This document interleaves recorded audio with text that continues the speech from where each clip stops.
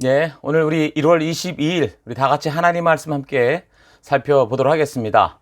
자, 오늘 드디어 이제 레위기를 시작합니다. 레위기 첫 번째 시간 서론에 관련돼서 레위기의 참된 의미, 레위기의 참된 의미, 자, 이런 제목을 가지고 함께 묵상해 나가도록 하겠습니다. 자, 먼저 레위기 본문을 잠시 읽어드리겠습니다. 레위기 1장 1절부터 읽어드리겠습니다. 주님께서 모세를 회막으로 부르시고 그에게 말씀하셨다. 이스라엘 자손에게 말하여라. 너는 그들에게 다음과 같이 일러라. 너희 가운데서 짐승을 잡아서 나 주에게 제물을 바치는 사람은 누구든지 소나 양을 제물로 바쳐라. 바치는 제물이 소를 번제물로 바치는 것이면 흠없는 수컷을 골라서 회막 어귀에서 바치되 나 주가 그것을 기꺼이 받게 하여라. 제물을 가져온 사람은 번제물 머리 위에 자기의 손을 얹어야 한다. 그래야만 그것을 속죄하는 제물로 받으실 것이다. 그런 다음에 제물을 가져온 사람은 거기 주 앞에서 수송아지를 잡아야 하고 아론의 혈통을 이어받은 제사장들은 그 피를 받아다가 회막 어귀에 있는 제단 둘레에 그 피를 뿌려야 한다. 제물을 가져온 사람이 그 제물의 가죽을 벗기고 고기를 저며 놓으면 아론의 혈통을 이어받은 제사장들이 제단 위에 불을 피우고 그 불 위에 장작을 지피고 아론의 혈통을 이어받은 제사장들이 고기 점인 것과 그 머리와 기름기를 제단에서 불타는 장작 위에 버려 놓아야 한다. 제물을 가져온 사람이 내장과 다리를 물에 씻어주면 제사장은 그것을 모두 제단 위에다 놓고 불살라야 한다. 이것이 번제인데 이는 제물을 불태워서 그 향기로 나 주를 기쁘게 하는 살라 바치는 제사이다. 아멘. 자, 우리는 이 작년 마지막 주일까지 출애굽으로부터 그 시내산 언약에 대해 다루는 그 출애굽기를 12번에 걸쳐서 우리가 살폈습니다. 사실 출애굽기는 단지 출애굽 이후 시내산에 도착하는 어떤 그런 여정만 보여주는 게 아니라 하나님의 전적인 은혜로 홍해를 건너서 구원을 받은 백성들이 그 하나님 그 사명의 땅 가나안에 가기 전에 하나님 나라 백성으로 부름받은 그 의미를 알고 부름받은 백성답게 살아가게 하는 언약, 그러니까 법도와 규례 등을 통해서 성도로서 하나님의 자녀로 살아가는 믿음의 여정의 시작과 방향과 목적과 방법을 분명하게 보여주는 굉장히 중요한 것이었었죠. 그래서 이 부분을 통해 그래서 우리는 믿음의 삶이 무엇이고 어떻게 살아가야 하는가를 확실하게 아는 게 이제 보냄을 받은 사명의 땅 어디에서든 하나님 나라 백성답게 살아갈 수 있는 그런 지혜를 갖게 하는 거다. 그걸 알 수 있었다고 그랬습니다. 자, 대부분 예수를 믿고 그의 은혜로 구원을 받은 후에 출애굽기가 분명하게 보여주는 이런 영적인 성장의 과정을 바르게 알지 못하고 그냥 교회당 생활에 익숙해지는 거예요. 그래서 자기 생각대로 그럴 것이라고 생각하는 종교 생활. 그런데 이제 남을 보고 그냥 남을 흉내내는 식의 종교 생활에 익숙해져서 하나님의 인도하심이 아닌 나중에 보면 그 이사야 일장에서 너무도 황당한 일이 있죠.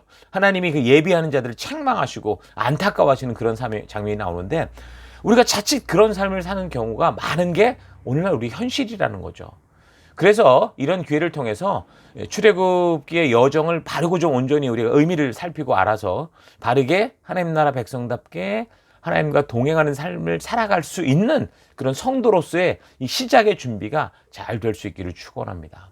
자, 이제 레위기인데 레위기는 장소를 옮겨가는 어떤 그런 과정이 아니라 시내산에서 하나님 나라 백성답게 사는 법도와 규례를 따라 하나님과 언약이 체결되면서 하나님이 이제 그의 백성들의 삶을 인도하시고 그 함께 거하시는 그 성막 중심의 삶과 그러니까 예배당 중심의 삶과 하나님 나라 백성답게 사는 기준, 규례에 대해서 이제 모세를 통해 말씀하신 겁니다. 시내산에서 그 한 곳에서 이제 말씀을 해주시는 거죠.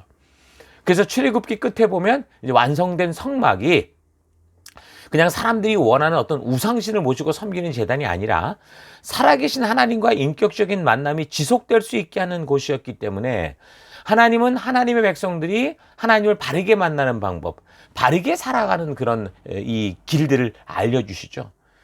그런 바른 만남의 방법, 하나님 나라 백성답게 사는 방법을 알리는 게 바로 레위기인데 그래서 이 레위기의 가장 핵심적인 주제가 바로 거룩한 삶, 구별된 삶, 하나님 나라 백성다운 삶이라는 겁니다. 각 나라마다 법이 있듯이 이 세상 나라와는 다른 이 하나님 나라 법, 그 기준에 관한 내용이 바로 레위기라는 거죠. 호주에 살면 뭐 호주법에 맞게 살아야 하는 것처럼 여러분들이 예수 그리스도로 말미암아 하나님의 자녀가 됐고 하나님 나라 백성이 되었다면, 하나님 나라의 백성이 되었다면 당연히 우리는 그 하나님 나라의 법도를 바르게 알고 그 법대로 살아가야 되는데, 그 법에 대한 내용이 바로 레위기라는 겁니다. 그래서 하나님 나라 백성으로 살아가는 삶의 법도와 그 규례로 가장 먼저 주신 게 뭐였습니까? 십계명이었죠. 십계명에서부터 하나님을 인간 마음대로 막 생각하고 각색하지 않도록 그렇게 말씀하셨고, 또한 하나님 나라를 자기들 생각대로 왜곡하지 않도록 분명하게 삶의 기준을 말씀하시는데, 그래서 이 레위기는 하나님 나라에 대한 기록인 이 성경의 가장 핵심, 중심이 되는 말씀인 거죠. 성도라면 누구나 이 하나님이 말씀해 주신 하나님 나라의 법도에 담긴 그 의도들을 분명하게 알아야 되는 겁니다. 그러니까 한 나라 백성으로 바른 주권을 가지고 살기 위해서는 백성으로서의 책임이 무엇이고 또 백성으로서 우리가 받는 혜택이 무엇인지를 온전히 알아야 되는 것처럼, 이 레위기의 말씀은 그 율법, 법이 아니라 하나님 나라 백성으로 살아갈 수 있는 하나님 나라 백성의 권리라는 거죠. 그래서 인권을 존중받을 권리, 사랑받을 권리, 또 우리가 살아가는 곳에서 공평과 정의롭게 살아갈 수 있는 그 권리에 대한 얘기가 레위기라는 거예요. 그래서 하나님의 주권에 대해서는 우리가 많이 들어왔지만 하나님 나라 백성으로서의 주권에 대해서는 잘 못 들었을 텐데, 여기 출애굽기 19장에서부터 시작되는 언약과 법도와 규례, 그리고 레위기를 잘 파악해 보면 하나님의 주권에 대한 이야기가 아니라 이게 전부 거듭난 백성들을 위해 하나님 나라 백성으로 살아가는 인간의 권리, 우리가 하나님의 백성으로 피조물로 살아갈 우리의 삶의 길에 대한 것이다라는 겁니다. 그래서 하나님은 천지와 인간의 창조주로서 당신의 권리를 종교적으로 주장하는 게 아니라 인간들의 권리, 내가 너희를 이런 뜻으로 창조했고 이런 권리가 너희에게 있어 라고 말하고 알려주시는 것이 바로 레위기라는 거예요. 그러니까 주권이라는 것이 의사를 스스로 결정하는 최종적인 지위와 권위잖아요. 그래서 그 주권이 국민에게 있다라고 말하는 게 민주주의입니다. 우리가 그런 사회를 살고 있어요.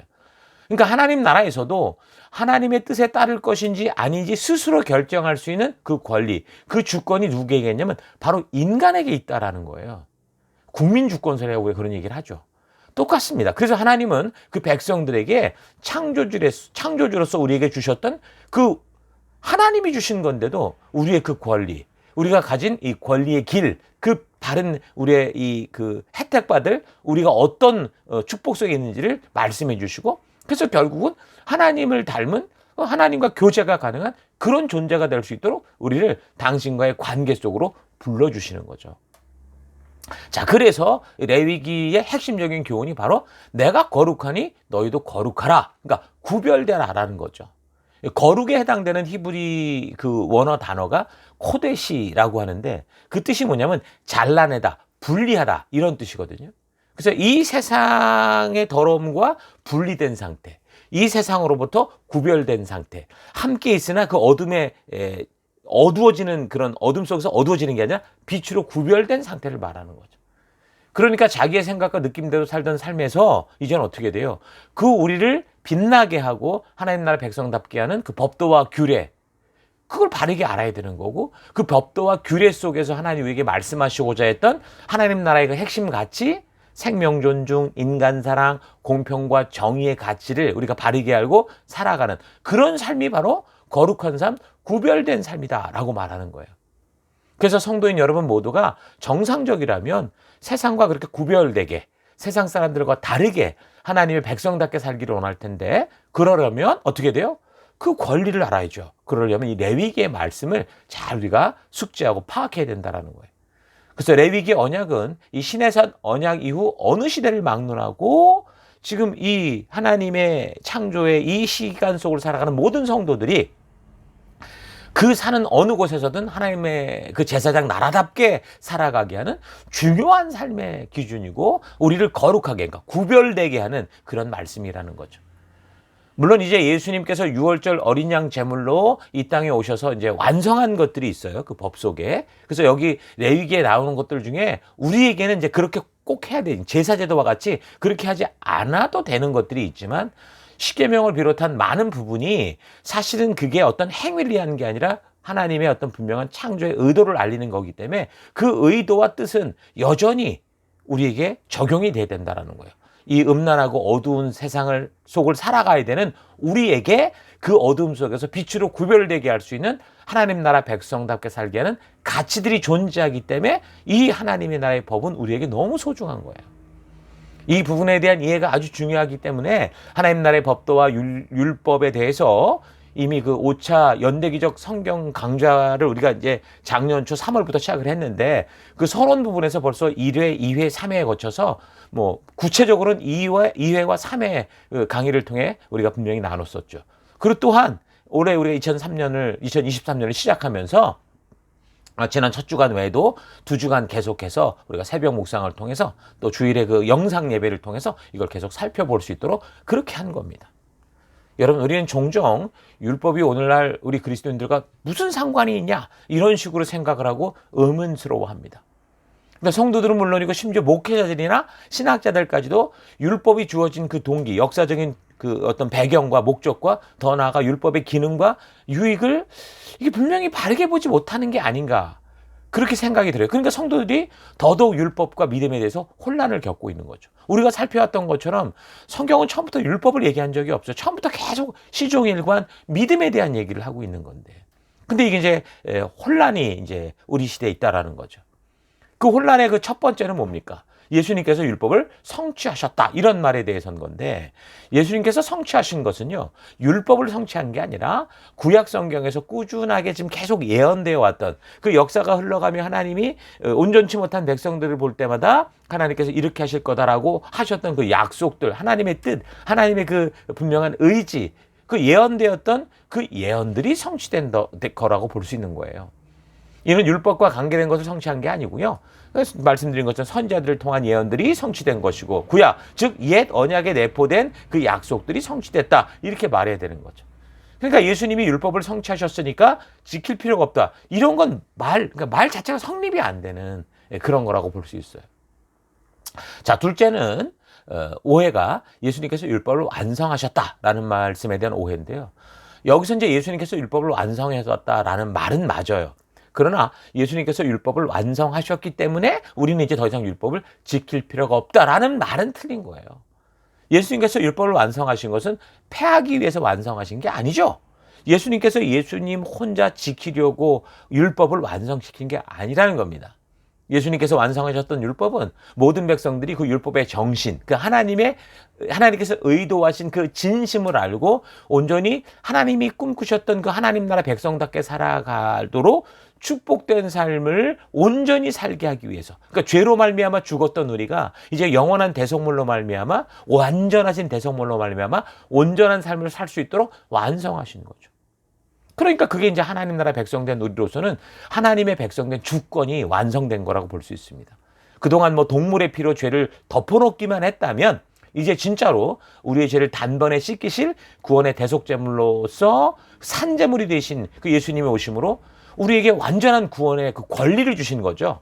그래서 시내산에서 동물의 피를 뿌리며 맺었던 어떻게 보면 불완전했던 언약이 예수님의 피로 완전한 언약이 이루어지면서 진정으로 하나님께서 약속해 주시고 지켜주시는 성도로서, 열방의 제사장으로서, 거룩한 백성으로서의 그 권리가 완성됐다라는 거예요. 예수님께서 오셔서 그동안 종교화됐고 하나님의 의도와는 다르게 해석된 율법들의 오해들을 다 그래서 드러내신 것이고, 온전한 하나님의 뜻, 하나님의 그 시내산에서 그 백성들에게 주셨던 그 법도와 윤리의 의도, 하나님의 진심을 알게 하신 것이 예수님의 그 사명이었는데, 그게 바로 이제 산상보험으로 우리에게 또 전해지고 있는 거죠. 근데 문제는 아직도 많은 사람들이 예수님께서 율법을 완성하셨기 때문에 우리는 이제 율법을 지킬 필요가 없다, 이런 식으로 생각을 하고 있는데, 과연 그게 그런 거냐? 이게 진짜 그런 의도냐라는 걸 깊이 생각해 봐야 됩니다. 예수님께서 율법을 완성하셨다면 성도들은 이제 그 율법을 즐거워하고 사랑하고 지켜야 하는 게 그게 본분 아니겠습니까? 복 있는 사람은 여호와의 율법을 즐거워하여 주하려 그 말씀을 묵상하면서 하나님의 진심을 알아가고, 그래서 우리가 이 땅 속에서 최선을 다해서 하나님 주신 사명의 삶을 살아갈 수 있도록 하는, 그렇게 완성하신 게 그 율법이라는 거죠. 이제는 예수님의 피로 완전케 된 이제 하나님 나라 백성된 권리를 가지고, 그런 자부심을 가지고, 우리의 사명을 가지고 그렇게 살고 삶을 누려야 된다는 거예요. 그래서 율법을 보는 안목이 열리신 분들에게는 율법이야말로 이 땅에서 하나님 백성으로 어떻게 살아가야 되는지를 구체적으로 알게 하는 정말 하나님의 세밀한 배려가 보이는 거고, 그래서 그 말씀의 가치대로 살아감으로 어떤 상황과 환경을 만나든지 거기서 굴복하고 타협하고 절망하는 자가 아니라 그 어둠 속에서도 빛을 밝히며 결국은 참된 복, 하나님이 그럼에도 불구하고 우리에게 약속하셨던 하나님의 준비한 복된 삶을 살아가게 되는 그런 축복을 누리게 되는 겁니다. 그 약속을 지금 계속 역사를 통해 그렇게 말씀하고 계시는 거예요. 자, 오늘날 한국의 기독교인들의 그 신앙은 사실 그렇게 보다 보니까 어떻게 됐습니까? 기독교가 아니라 정말 기복교, 그렇게 복을 추구하는 종교가 돼서 뭐 어딜 가든지 오나 가나 그저 복 받는 얘기, 이 사람이 하나님이신 그 의도대로 살지 않아도 그저 복 받는다, 잘 된다, 이런 걸로 가득 차 있죠. 왜냐하면 신앙의 첫걸음부터 이 시내산 약속과 하나님 나라 백성된 의미를 모르고 하나님을 오해해서 그런 겁니다. 그래서 하나님 첫 번째 십계명부터 오해하지 않도록 그렇게 말씀을 해주신 건데, 그러니까 하나님 백성답게 사는 율법도 오해하게 되고 하나님 나라의 백성으로서의 주권을 가지고 살도록 주신 이 축복을 무슨 우상에게 지극정성 바치고 복받는 주문이나, 그러니까 종교적 어떤 축복의 방법으로 착각을 하니까 기독교가 아니라 기복교처럼 살아가고 있는 거예요. 근데 신명기 28장에 나오는 그 많은 복들은 레위기에 기록된 여호와의 율례와 계명과 법도를 따라 살아갈 때 당연하게 누려지는 열매와 같은 거다라고 분명하게 말씀하고 있거든요. 그러니까 창조주 하나님께서 우리와 인격적 관계를 원하시고 그런 이 하나님이 창조하셨던 그 원리를 따라 살아가는 그 삶을 원하시는 거지, 사람들이 이용하는 어떤 대단한 힘을 가진 숭배의 대상, 하나님은 우상이 되기를 원하는 게 아니라고요. 그래서 이 레위기의 말씀들, 소위 율법들은 하나님이 전적인 은혜로 이집트 그 죽음의 땅에서 구원해낸 그 약속의 백성들이 시내산에서 십계명과 법도와 규례를 따라 언약했기 때문에 그 백성들이 하나님과 영원히 동행할 수 있는 그 관계를 바르게 세우고, 사명의 땅인 이제 우리가 보내받은 그 현장에서 하나님 나라 백성다운 그 이 법도와 가치들로 주신 그 하나님 나라 백성다운 권리와 의무를 가지고 하나님의 백성답게 살 수 있도록 그렇게 하신 것이 바로 이 레위기고, 그게 바로 그래서 레위기는 성도의 주권에 대한 얘기다라고 할 수 있다라는 거예요. 자, 그래서 레위기는 크게 보면 하나님과 이제 바른 관계, 이 관계가 깨지면 다 안 되는 거니까 이 관계를 유지하는 법, 그리고 하나님 나라 백성답게 살아가는 생활 규례, 이게 크게는 두 개로 우리가 볼 수 있어요. 그 내용이. 그래서 우리가 이 레위기의 말씀을 잘 기억하고 삶 속에서 성도로서 살아가는 순종의 기준을 잘 삼으면 영원한 생명을 얻는다는 게 아니고요, 그 생명은 이미 얻은 거예요. 하나님의 백성이 된 이상 우리는 그 생명을 얻었죠. 근데 뭐예요? 그럼 보냄을 받은 땅, 우리가 살아가는 사명의 땅에서 거룩하게 구별된 백성이 되고, 그래서 그 땅에서 왕같은 제사장으로 하나님의 부르심을 따라 살아가는 하나님 나라를 이루어가는 축복된 삶을 바르게 살게 되는 거예요. 그래서 법을 바르게 알아야 자신의 권리를 누리며 살아갈 수 있는 이 원리는 똑같거든요. 근데 우리가 이런 하나님의 법도가 있는 레위기를 배우지도 않고 또 그대로 살지도 않고 실천도 안 하고 그냥 세상에 나가서 세상과 똑같이 먹고 똑같이 입고 똑같이 즐기고 똑같이 살아가면서 그러면서 뭐 우리가 그냥 하나님을 동원해서 우리가 잘 되려고 하니, 그러니 뭐 세상이 우리를 볼 때 야 도대체 너네는 뭘 믿는 거냐, 우리하고 다를 바가 없는데 아니 우리보다 더 나쁜 놈 아니냐, 이런 식의 말까지 듣게 되는 거죠. 이 말은 성도들이 너무 세상과 다를 바 없이 똑같이 살아갈 뿐만이 아니라 거기에 욕심대로 살기 위해서 하나님까지 동원하고 있다, 그 말 아닙니까? 그 하나님이 그의 나라 백성들에게 주신 이 주권을 가지고 살아가는 책임도 모르고 혜택도 모르고 그렇게 살고 있으니까 세상과 다를 바 없다라는 거예요. 그래서 하나님을 안 오라 하면서도 그 아브라함이 좋게했던 롯 같은 경우, 롯의 아내처럼, 그 롯의 딸들처럼, 그 롯의 가정처럼 그 소돔과 고모라 같은 그 세상 속을 살아갈 때 그 세상이 추구하는 세속의 것을 따라 그대로 즐기고 그것의 습관이 돼서 소돔과 고모라와 같은 똑같은 모습으로 살고 있다라는 거죠. 하나님은 그저 자기를 도울 우상신의 위치 정도로 그냥 만들어 버렸고, 삶의 습관과 태도는 하나님 나라 백성다운 그 가치와 법도와 규례가 아닌 뭐예요? 세상과 똑같이 그렇게 살아가고 있는 거예요. 그러니까 왜 우리가 하나님의 자녀로 이 교회를 다니고 함께 모여 하나님의 백성이다 이런 얘기를 하면서도 왜 이렇게 세상과 똑같은 삶을 살아갑니까? 딱 단순한 거예요. 하나님 나라 법도도 모르고 성도의 주권도 모르고 책임도 모르고 그러니까 하나님도 모르고 자신의 정체성도 모르니까 그 정체성을 이 세상 속에서 찾으니까 그렇게 되는 거죠. 이런 모습을 보면 그 떠오르는 역사가 있지 않습니까? 그 죽음의 그 이집트 땅에서 은혜로 구원을 받아서 홍해를 건너서 시내산에 도착한 이스라엘 족속들이 그랬잖아요. 그래서 하나님은 당신이 구원하신 그 백성들에게 이제는 너희가 이집트에서처럼도 살지 말고 그렇게 살았던 것처럼 살지 말고 또 이제 너희가 들어가게 될 그 사명의 땅 그러니까 가나안 사람들처럼도 살지 말고 오직 내가 창조한 나의 백성답게 살아라 그렇게 말씀을 하시는 거예요.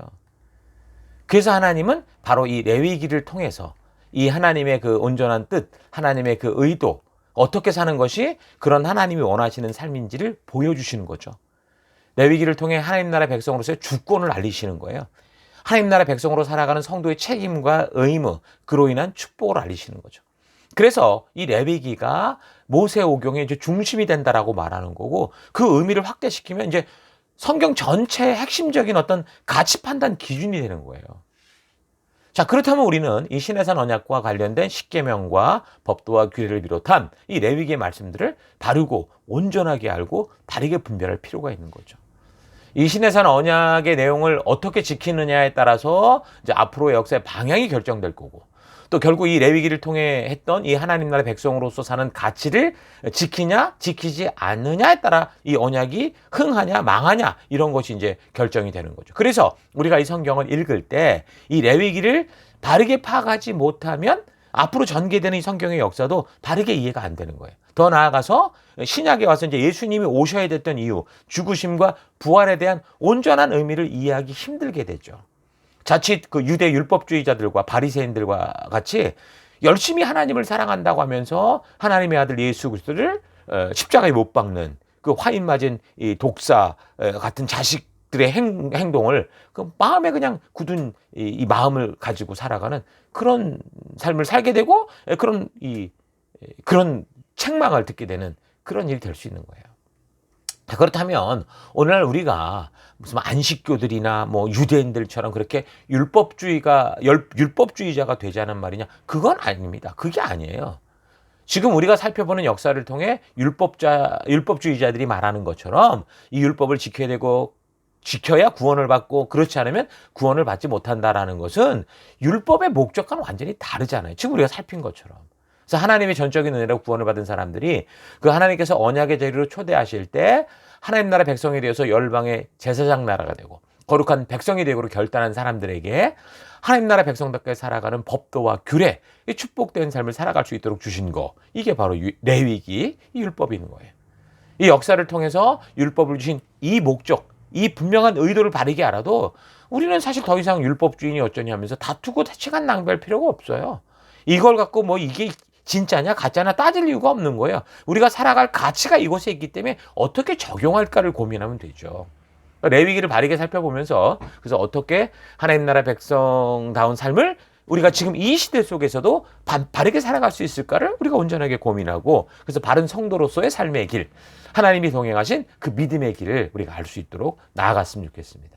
자, 그래서 하나님은 모세를 통해서 이스라엘 지도자들이 최소한 7년에 한 번씩 이 율법을 가르쳐서 이스라엘 백성들로 하여금 하나님을 경외하는 삶을 살도록, 그러니까 하나님과의 이 약속을 잊지 않는 삶을 살아갈 수 있도록 명령을 하셨어요. 자, 그런데 모세 이후의 지도자들이 이 명령하신 이 하나님의 이 법도, 하나님 나라의 이 가치, 이 권리를 잘 가르치지 못했고 거의 바르게 교육하지 않았기 때문에 이제 역사에 흘러간 결과론적으로 볼 때 이 하나님이 주신 이 권리, 생명과 평강을 주는 이 복이 우리에게 그 시대에 임한 게 아니라 오히려 이제는 뭐 그 바른 길이 아닌 그릇된 길로 갈므로 말미암는 고통과 핍박과 그런 어떤 이 사망과 멸망을 겪게 되죠. 자, 그래서 우리 하나님의 자녀인 성도들은 이 레위기를 바르고 온전하게 살피고 바르게 알아야 돼요. 자, 그러나 이런 중요한 의미가 있다고 해서 성경이 말씀해 주시는 것 어떤 이상으로 우리가 또 무리하게 해석을 해서는 안 되는 거 잊지 마십시오. 그럼 또 다른 이상한 결과를 낳아요. 마치 그 시계 추가 왔다 갔다 하면서 이쪽으로 튀었다 저쪽으로 튀었다는 것처럼.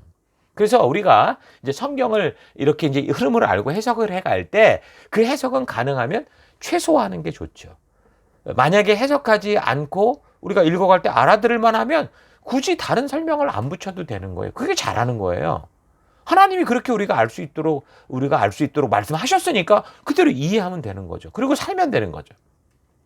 이제 레위기를 살펴가겠지만 여러 종류의 제사에 대해서 설명을 할 때도 뭐 번제는 이렇게 드려라, 소제는 이렇게 드려라 그렇게 하시면서 그 방법에 대해서 분명하게 설명을 해주셨어요. 근데 그 외에 하나님께서 직접 설명하지 않은 그런 부분들이 있는데 그거에 대해서 우리가 더 이상하게 의미들을 심하게 가져다 붙여서 과잉으로 해석하는 경우가 많이 생기는데 이런 걸 조심하자는 거예요. 성경에 예언의 말씀이 나와도 보면요. 그 부분에 대해서 그 예언한 그 의도가 뭔지를 설명하는 게 반드시 뒤돌아 나오게 돼 있어요. 예수님께서 비유로 말씀하셨잖아요. 그때도 어땠어요? 나중에 제자들에게 그것을 다 풀어서 설명을 해주셨어요. 그것처럼 성경이 설명해 주는 것을 듣는 것만으로, 그러니까 바르게 읽는 것만으로도 우리가 충분히 성경 해석이 가능하다는 거죠. 그래서 일단 하나님께서 성경을 통해 이 설명하는 것만을 우리가 잘 이해하고 이 본문을 중심으로 잘 읽어가다 보면, 역사를 따라 읽어가다 보면 그에 대한 의미들을 우리가 차분하게 또 저절로 이해가 되는 그런 단계가 온다는 거예요. 근데 여태까지 우리를 앞서갔던 선배들은 성경에 대해서 좀 어떻게 보면 과잉 해석을 많이 했다고 생각을 합니다. 뭐 알레고리식 해석이라고도 할 수 있는데 제사에 대한 뭐 방법이나 성막 등 그 하나하나에 대해서 하나님께서 다른 말씀을 하지 않고 설계도나 방법으로만 알게 하셨는데 근데 그런 하나하나에다가 무슨 굉장히 숨은 의미가 있는 것처럼 신비한 의미가 있는 것처럼 막 갖다가 붙여서 자꾸 좀 오해를 하게 한 거죠. 그러니까 성경을 사모하니까 그랬을 수 있어요. 그런 건 좋지만 거기 뭐 모든 게 다 오묘하고 기묘하고 뭐 신묘막측한 뭐 굉장한 어떤 다른 숨은 뜻이 있다라는 식으로 생각을 하니까 어떻게 되는 거예요? 쉽게 이해할 것도 너무 어렵게 복잡하게 만들어 버렸다라는 거죠. 그래서 베드로 사도 같은 경우는 뭐 성경을 무리하게 해석을 한다든지 뭐 비꼬는 뭐 억지 해석을 하다가 스스로 멸망에 이를 수 있다 이런 얘기도 하잖아요. 자, 그래서 레위기를 읽어나갈 때 여기에 나오는 내용들이 역사적으로 볼 때 분명히 예수님을 상징하고 연상하게 하는 것들이 있어요. 우리가 이제 이 역사의 이 뒤끝을 살아가다 보니까 그걸 볼 수 있는 눈이 생겼죠. 그런데 일단 그런 연결된 의미를 우리가 찾기보다 그냥 그 레위기를 주실 때 하나님이 말씀하시고자 했던 그 의도, 그 내용 자체를 먼저 이해해야 됩니다.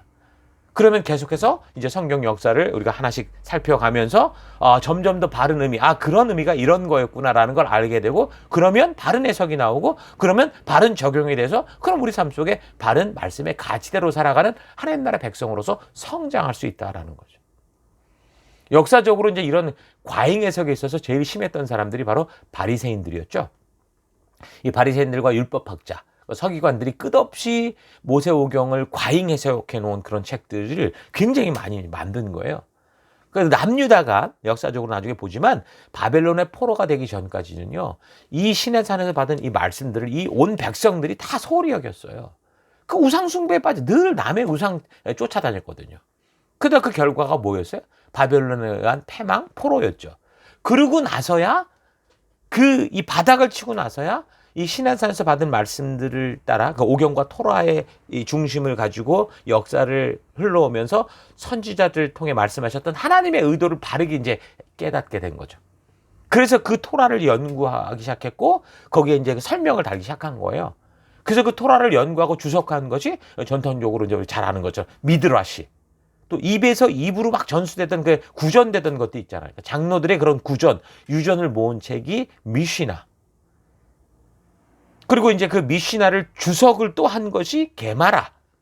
그 나중에 이 미시나라는 것과 게마라를 또 다시 주석을 달아서 완성한 게 탈무드입니다. 탈무드 잘 듣고 있죠. 근데 이 탈무드에서 모세오경을 해석한 부분은요, 3분의 2를 차지하는 거예요. 그러니까 우리가 보는 그런 이 탈무드는 그 외의 것들인 거죠. 이 모세오경을 해석한 3분의 2에 해당되는 이 탈무드를 할라카라고 부릅니다. 그리고 나머지 3분의 1 부분은 조상들이 살아오면서 이제 지혜를 모은 건데 이거를 이제 아카타 이렇게 부르죠. 자, 그러니까 잘 지켜보겠다고 우리가 해석하고 또 해석하고 주석을 달아가다가 나중에는 이제 성경에 본래 했던 그러니까 하나님이 하시고자 했던 그 말씀들은 온데간데가 없고 더 과장되고 확대되고 어떤 건 축소되고 그렇게 이제 장로들의 유전이라는 것만 남아서 결국에는 이 율법을 아전인수격으로 해석하고 종교 지도자들에게만 유리한 쪽으로 해석을 하니 그러니 지금도 보세요. 이 말씀에 무지몽매한 성도들, 이 무지한 백성들이 교회에서 다 죽을 지경입니다. 교회에서 일하다가 거기서 다 그냥 번아웃되고 막 이런 게 얼마. 그러면서도 뭔가 이 영적인 이 하나님 주신 이 끈을 놓지 못하니까 그것 때문에 괴로워하고 하는 얼마나 많습니까? 그 바리새인 당시 모든 사람들이 거의 그랬다라는 거예요. 예수님이 그래서 오셔야 됐었고 그걸 다 끊어냈어야 될 지경이었다라는 거죠. 예수님 당시에는 그래서 토라를 해석했던 그 미드라시 그리고 이제 장로들의 유전인 미시나 이런 게 존재했거든요. 거기에 대한 예수님 평가가 뭐예요? 마태복음 23장을 근거로 보면 성경을 과잉 해석해서 백성들에게 어깨에 짐을 짊어지게 해놓고 자기들은 손가락 하나도 움직이지 않는다. 이게 예수님의 평가였죠. 아주 잘못된 거라는 거예요. 탈무드의 경우 2천여 명의 유대인 지혜자들이 뭐 시간으로 보면 거의 1,000년에 걸쳐서 편찬하는 것이 지금 총 1만 2천 쪽에 달합니다. 엄청난 분량이죠. 이런 과잉 해석이 예수님 당시 바리새인들과 서기관들에게만 해당되는 게 아니라 또 오늘날 우리 신학자들, 우리 교회 안에도 이 바리새인들보다 더한 그런 과잉 해석들이 계속으로 쏟아져 나오고 있다라는 거죠. 한 예로 16장짜리 로마서가 그걸 해석한 책이 500페이지짜리 이제 분량으로요. 총 6권입니다. 3,000페이지가 나와요. 16장짜리가 3,000페이지가 1,500장이 된 거예요. 그러니까 이런 해석책들이 수두룩해서 그러니까 이제 이걸 뭐 알아보기 위해서 읽으려고 하면 읽으면 읽을수록 더 어려워지고 그러니까 성경이 점점 어려워 보이고 도저히 알아들 수 없고 아무나 읽을 수 없는 그런 도저히 우리로서는 감당할 수 없는 책이구나 이런 식으로 인식이 되는 거죠. 여러분 성경은요 평생 읽고 들어도 지키지 못할 것을 말하는 그런 종교 법전이 아닙니다. 율법은 지켜야 하는 것을 적은 게 아니라고 그랬죠. 우리의 인권이라고 그랬어요. 하나님을 사랑하고 그래서 이웃을 사랑하며 살아갈 수 있는 하나님이 하나님 나라 백성들에게 주신 그 권리, 그 살아가는 방법, 그 가치 거룩하게 구별될 수 있도록 한 가이드라는 거예요.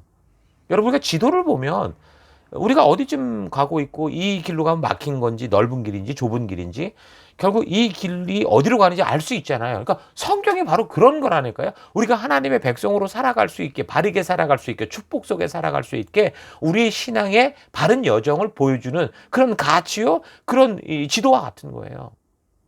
뭔가를 지키라고 지켜야 될 종교 규칙들을 가득 적어놓은 게 아니고 사람들이 살아가는 데 있어서 건강하고 행복하게 하나님과 또 이웃과 함께 어떻게 하나님 주신 나라 속에서 축복된 정말 선진 국민으로 살아갈 수 있는가라는 걸 보여주는 창조주의 마음인 거죠. 그래서 국민으로서의 하나님 나라 백성으로서의 권리, 의무, 혜택 그래서 이걸 바르게 알아야 그래야 하나님이 의도하신 하나님 나라 백성다운 그 주권을 누리며 살아갈 수 있다는 거예요. 그 레위기를 대표적으로 대충 살펴봐도 우리가 좀 알 수 있겠지만 레위기에는 무슨 내용이 있어요? 식생활, 산후조리, 뭐 질병에 대해서, 뭐 성적인 것에 대해서, 또 반드시 죽여야 할 죄, 또 하나님 중심의 공동체로 사는 방법, 또 다툼이 발생할 때 어떻게 이 조치를 취하는지, 또 생명에 대한 배려, 더 나아가서 경제 불평등을 극복하는 이웃사랑에 대해서, 또 약하고 가난한 자, 그러니까 소수 인권을 보호하는 거에 대해서, 또 이제 농사를 짓고 한 해 어떤 그 수확이 생길 때 어떻게 처리하는지, 또 품꾼이 있었을 때는 삭을 어떻게 주고, 뭐 장애인이나 노인에 대한, 또 심지어 외국인에 대한 배려까지. 더 나아가서 하나님은 여성들이 출산을 할 때는 산모에게 꼭 이런 정도의 휴가를 줘라라고 하실 정도로 우리가 하는 행동들이 옳은 것인지 아닌지, 또 우리의 건강을 위해서 먹어도 되는지 안 되는지, 또한 우리가 행복하게 함께 살아가는 사회생활을 위해서 어떤 게 필요하고 어떤 게 옳은 것인지, 또 그렇지 않은지, 또 심지어 연애를 할 때는 어떻게 하고, 또 이런 행동은 해도 되는지 말아야 되는지, 이렇게 레위기뿐만이 아니라 레위기의 내용이 이런 건데요. 레위기뿐만이 아니라 성경 곳곳에서 우리가 하나님 안에서 어떻게 하나님 백성답게 건강하고 행복하게 살 수 있는지 이런 것들이 계속 적혀져 있는 거예요. 그 사건들을 잘 보면 결국 그런 얘기인 거예요. 근데 이런 내용을 보면서 이거를 종교 규율로 만들면 어떻게 됩니까? 그러니까 이 내용을 보면 결국 종교적 규율이 아니고요. 하나님 나라 백성답게 행복하게 사는 국민의 주권이요. 이 하나님 나라가 온 세계 열방 어느 누구라도 소망하며 기대하고 이 나라의 백성 되기를 원하는 그 창조주만이 주실 수 있는 거룩하고 행복하게 살아갈 수 있게 하는 하나님 나라의 그런 아름다운 행복 가이드다라고 할 수 있는 거죠. 자, 그러므로 성경을 자꾸 어렵게 해석하려고 하지 말고요. 좀 그대로 받아들이고 우리가 살아가는 이 신앙 여정의 길, 우리가 하나님 나라 가는 날까지 헛된 길 가지 않고 유익한 길, 바른 길, 생명의 길로 갈 수 있게 하는 그런 삶의 지도로서 잘 활용할 수 있기를 바랍니다. 자, 이 얘기는 뭔가 지켜야 구원을 받고 복을 받는 종교적 법을 말하고 있는 게 아니라 창조주만이 피조되어진 인간들의 행복을 위해 주실 수 있는 창조주의 배려가 있고 행복과 축복, 우리 하나님 백성으로서 주권과 책임과 책임이 있다라는 거, 그런 길이 있다라는 거 잊지 마십시오. 그래서 거룩하신 하나님과 거룩한 백성으로 함께 동행할 수 있도록 주신 하나님의 가이드예요. 자유를 가졌으나 그 자유로 그래서 육체의 길을 삼지 않고 서로 행복하게 살아갈 수 있도록 주신 모든 인류가 기준으로 삼아야 되는 창조주만이 주실 수 있는 하나님 나라의 법도와 규례, 하나님의 의도를 담고 있는 거죠. 자, 그래서 성경의 역사는 이 시내산에서 맺은 언약, 하나님 나라 백성답게 살아가는 사람들의 이야기, 순종할 때는 어떤 삶이 설계되고 또 불순종할 때는 어떻게 역사가 펼쳐지게 되는지를 보여주고 있는 겁니다.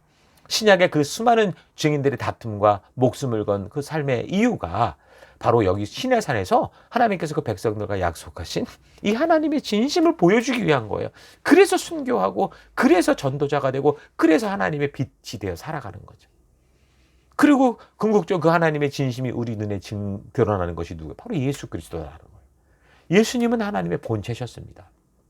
바로 이 시내산에서 하나님께서 그 백성들에게 말씀하신 그 말씀 자체가 어떻게 된 거예요? 육신이 되어 우리에게 오신 분이 예수님이시죠. 그래서 하나님의 진심이 육신으로 드러나서 우리에게 그 하나님의 진실한 사랑과 하나님의 진실한 의도를 보이시는 겁니다. 자, 이렇게 우리가 이 레위기의 진정한 의도를 좀 잘 알았으면 좋겠어요. 성경은 우리가 걷는 이 길에서 위험하고 위태한 함정에 빠지거나 또는 길을 잃지 않고 결국에는 하나님이 우리를 위해 창조하셨던 그 푸른 초장 맑은 시냇물가로 우리가 살아갈 수 있고 도달할 수 있도록 우리를 인도하고 이끌어주는 하나님의 축복된 하나님의 그 마음이 담긴 말씀입니다. 이게 성경이에요. 그게 바로 성경이니까 이 레위기 속에도 그런 하나님의 핵심적인 하나님 나라의 그 가치 기준이 있다라는 거. 이런 사실 잘 알고 그래서 레위기를 계속 읽어가면서 우리 묵상하고 계속해서 하나님의 온전한 뜻을 살펴가는 여러분과 제가 될 수 있기를 바랍니다. 자, 오늘 우리 들은 말씀을 가지고 함께 잠시 묵상하며 기도하십니다. 잠시 우리 묵상하겠습니다.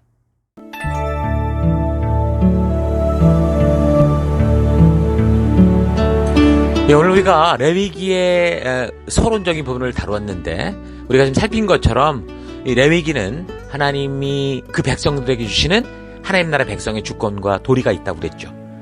그 하나님 나라 백성이 된 우리가 그 주권도 권리도 모른 채 하나님의 자녀라고 말하는 건 착각인 거죠. 하나님과 내가 언약을 맺은 존재라는 것을 모른다는 것은 신앙의 처음부터 뭐가 잘못된 거예요. 내가 하나님과 어떤 관계에 있는 존재인지를 아는 거. 그래서 하나님이 나와 어떤 관계가 있고 그래서 우리가 어떤 삶을 살아가야 되는지 그 삶의 가치를 아는 게 여기가 이제 바른 신앙의 시작인 거죠.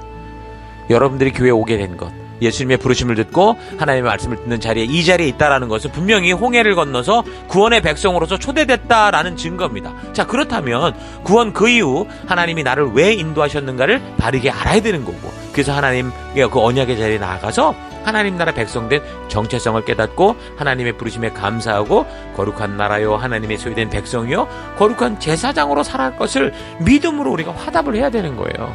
그래서 하나님께서 나에게 말씀해 주시는 하나님 나라의 백성으로서의 그 삶의 기준들, 이 십계명과 법도와 규례, 더 나아가 이 레위기를 바르게 알아서 이 속에 담긴 하나님의 의도를 온전히 알아서 이 땅을 살아가는 동안 하나님 나라의 백성으로서 주권을 가지고 빛된 백성된 그런 삶을 살아가는 우리가 되기를 바랍니다.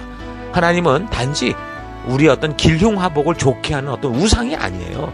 그래서 출애굽기 말씀을 통해서 천지를 창조하신 살아계신 하나님의 부르심을 우리가 받을 때 믿음의 백성이 되길 결단하고, 그리고 이 레위기의 말씀을 들을 때는 어떻게 되는 거예요? 하나님 나라 백성답게 살아가는 진정한 하나님과의 온전한 관계가 무엇이고 그것을 이루어가는 그 방법이 무엇이고 또 우리가 어떻게 하나님 나라 백성답게 살 수 있는가라는 걸 온전하게 알아가는 여러분과 제가 되기를 바랍니다. 그런 결단을 가지고 우리 잠시 기도하기 원하는데요. 첫째, 하나님의 진실한 부르심에 관심이 없이 하나님을 쉽게 나를 위해 일하는 우상으로 변질시키는 나의 욕심을 용서해 주옵소서. 우리의 오해와 착각을 회개하십시다. 그리고 하나님 진심으로 내가 주님의 의도를 만나는 내가 되기 원합니다. 결단하길 바라고요. 두 번째, 내가 하나님 나라의 백성 되었다는 그 놀라운 의미를 온전히 알기 원합니다. 하나님 주신 청도의 권리와 책임과 의무를 바르게 알기 원합니다. 그래서 이 땅을 살아가는 동안 하나님 나라 백성다운 주권을 가지고 하나님 나라를 이루며 살아가는 내가 되기 원합니다. 기도하시고요. 마지막, 하나님 그래서 이 땅을 살아가는 동안 하나님의 말씀의 가치가 나를 주도하고 내가 보냄을 받은 내 삶의 현장 곳곳에서 하나님의 소유된 백성이요 거룩한 제사장답게 진정한 빛과 소금답게 살아가는 내가 될 것을 결단합니다. 다 같이 함께 기도하겠습니다. 기도하십시다.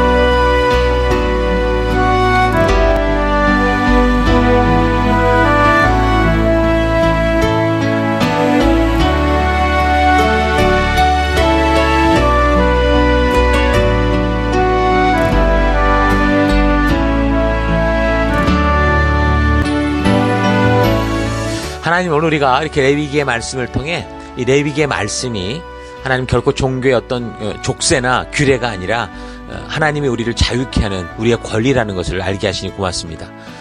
그런데 그런 하나님의 진실한 부르심에 관심도 없고 하나님을 쉽게 나를 위해 일하는 우상으로 변질시키고자 내 욕심 따라 살아왔던 내 삶을 고백하며 회개합니다. 하나님 용서해 주옵소서.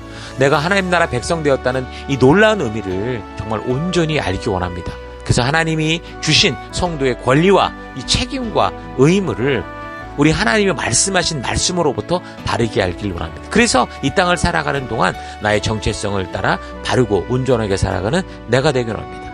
그래서 하나님, 이 땅을 살아가는 동안 그 하나님의 말씀의 가치가 나를 주도하고 내가 보내받은 삶의 현장 곳곳에서 하나님의 소유된 백성이요 거룩한 제사장답게 진정으로 이 어둠을 밝히는 빛처럼 또 하나님 이 눈물을 흘린 자들의 눈물을 닦아주고 저들의 진정한 하나님이 창조주가 주신 그 권리를 온전히 누리게 하며 살아가게 하는 주의 소금된 백성 되기를 원합니다. 누룩된 백성 되기를 원합니다. 이 한 주간도 그런 믿음의 백성, 하나님의 말씀이 주도하는 백성 되기를 간절히 바라옵고 예수님 이름으로 기도했습니다. 아멘.